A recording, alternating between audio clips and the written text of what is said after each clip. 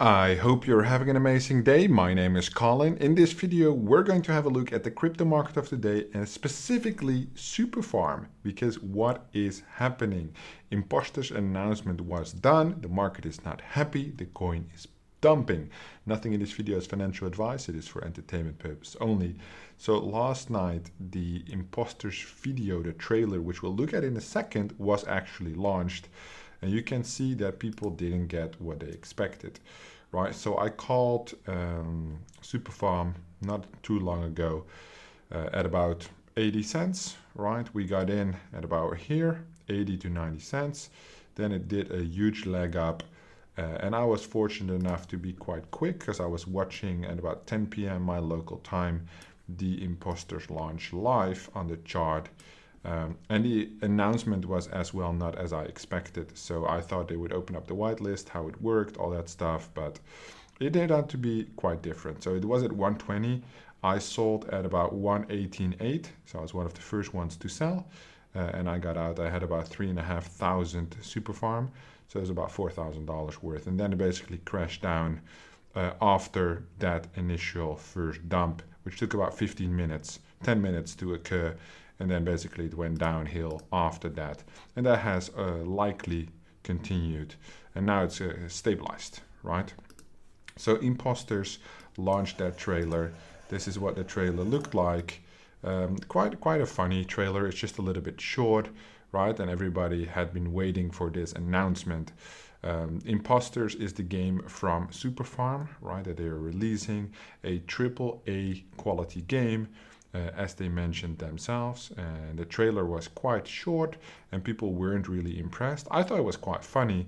I thought that the teaser was quite interesting, but what followed thereafter was just not, in my opinion, what I had hoped that it would be. So seems sus, impostors.gg, that's it. That's basically the entire video that people have been waiting for. So if you go to the website, the announcement said time till mint 18 days.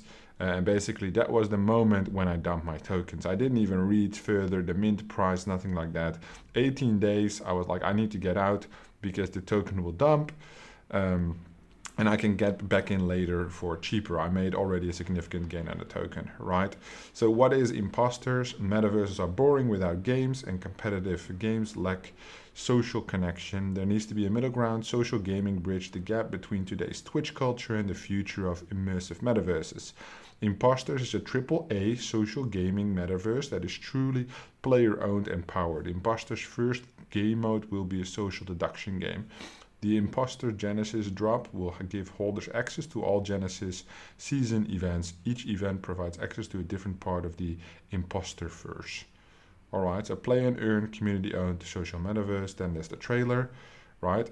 And they have a super fake roadmap. So week 2 is the sus event. Week 4, kinda sus event. Week 6, very sus. Week 8, probably something sus. Week 10, coordinated suspicion. Super sus week, beta access pass. Extremely sus week, Genesis season, culmination, not holding a full set, ultra sus. Phase 2, open beta, battle pass, map maker. Phase 3, land sale goes live, and game mode maker. 3 people on the team plus 30 people developed staff. So they got Elliot, who's from like Elliot Trades YouTube, Marty Kaplan, and Tim Clancy. Then they quote some games they have worked on, or at least the developers have worked on, and then you can join the community, right? So they have set up an FAQ regarding the mint. What is the white sale mint price? It is 5,555 ERC20 super plus gas, subject to change based on market fluctuations. So that would mean that the mint is actually about, on the current level, $5,555. On yesterday's level, about $6,000 to $6,500. To be able to get whitelisted, however, you need a NFT, which ran at the time about 2 to 2.5 Ethereum. So to get 1 mint for the whitelist of Impostors, it would run you the opportunity cost of the 2.5 Ethereum Superfarm Genesis, which you need to get whitelisted, and then basically the almost 2 Ethereum in super, so 4.5 Ethereum to be able to participate. Quite a high opportunity cost in my opinion. especially as we do not know what we're actually minting. Are you minting a character? Are you minting a pass? Are you minting, they had something like seasons? There's not that much information out there, quite a high price. When will the whitelist sale start? The whitelist sale will start on March 7th. The exact time will be revealed closer to the mint date. Be sure to watch our social media outlets, okay? How long will the white sale be open? 24 hours. To avoid guesswork, can I buy in Ethereum if I'm on the whitelist? No, during the whitelist sale you can only purchase using Super. Can I mint during the whitelist mint period if I was not whitelisted? Nope. You will be able to participate when the Dutch auction public sale opens, which will start at close of the whitelist mint period. How will the public sale be conducted? Dutch auction style. What will the price be? It will start at 3 Ethereum. So definitely extremely expensive. What the fuck? Why is it starting at 3 Ethereum? The Impostors team recognizes that this mint is higher than other NFTs. However, the Impostors project is nothing like most NFTs.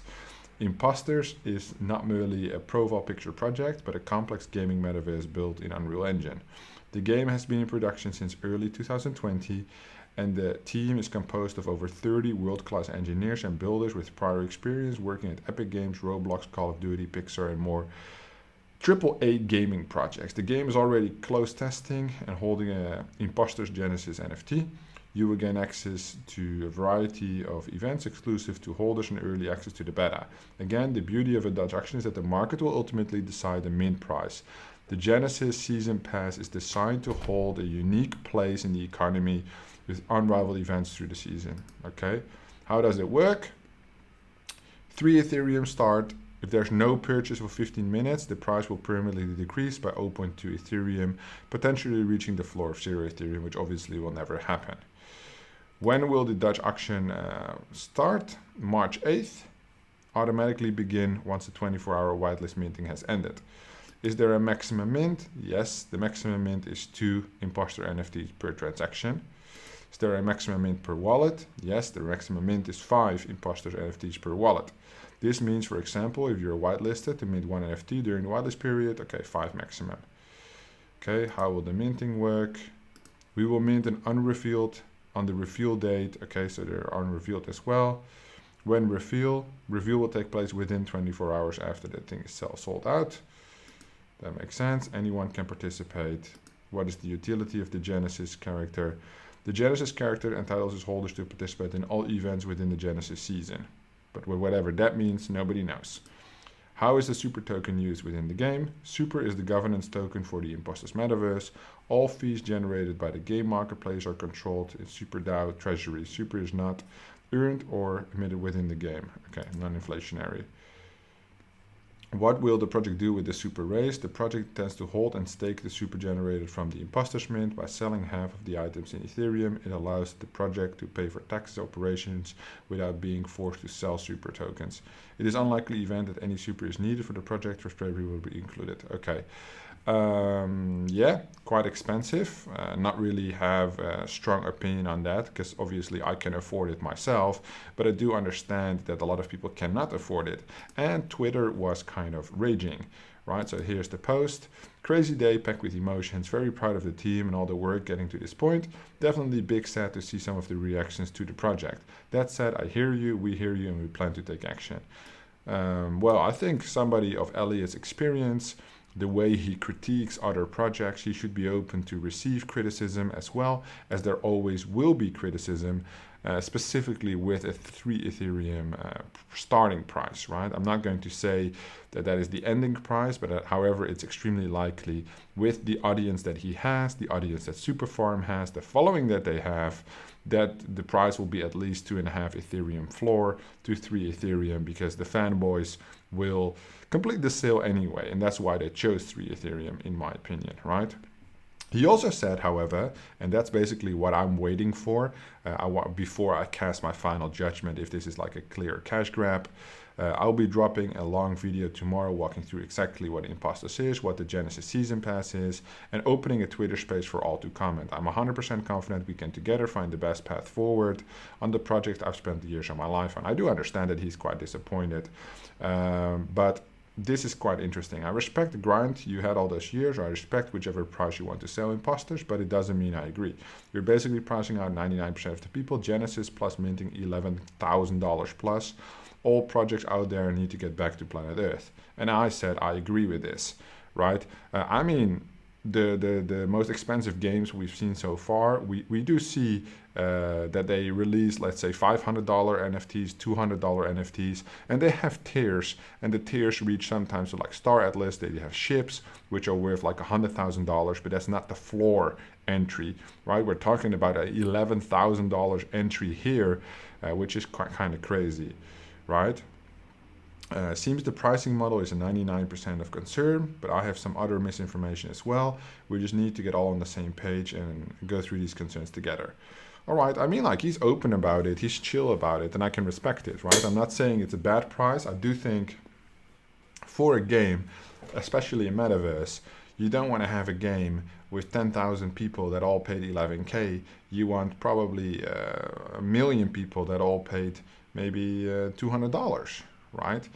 Still, you will make a lot of money, but overall, it's not as structured in such a way where I assume when we go to the Impostors website, there's like a map maker and land goes live. So I assume there will be an NFT land sale. I can't find the actual post, but there was somebody who wrote, oh, here we go. So I don't necessarily agree with this because we don't know the actual costs involved, but this guy basically goes down the rabbit hole. I did enjoy reading it, I must say.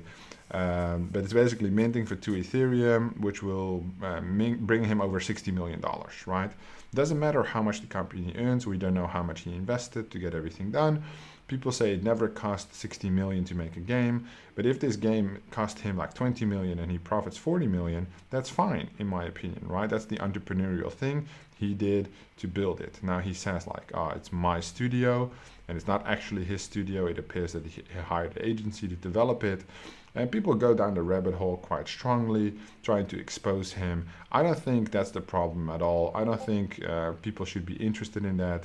I think people should not focus necessarily on the I don't want to call it a cash grab, but like the money opportunity. My main issue is the barrier of entry. I don't mind if Elliot makes 60, 100 million, 250 million on this, because he's the entrepreneur and he deserves money for profit for building something out of nothing, right? That's his reward. Whether that is 1 million or 100 million, the market will decide that value, right? If it's 11K and nobody buys, then it's fine. Then he makes a lot less money, and that's why it's a Dutch auction. It makes sense. However, he has the following, so I'm sure it will go well. I just think that if you want to have a game, presumably you want to open it up to the biggest audience possible, and then 11K might not be the best entry point for that, right? However, obviously, we're talking about the Genesis collection, right? They might release a lot more characters in the future, which might be a lot more affordable. We don't know, right? So I would definitely recommend everybody not to freak out. Wait for Elliot's Twitter space. You can ask your questions. You can be transparent. There's no reason to FUD this project like this guy did with like a full research report trying to expose everybody. I don't think that has to do with anything right here, right? Because a lot of people are retweeting him, but I think they're just a little salty that the price is higher than they can afford.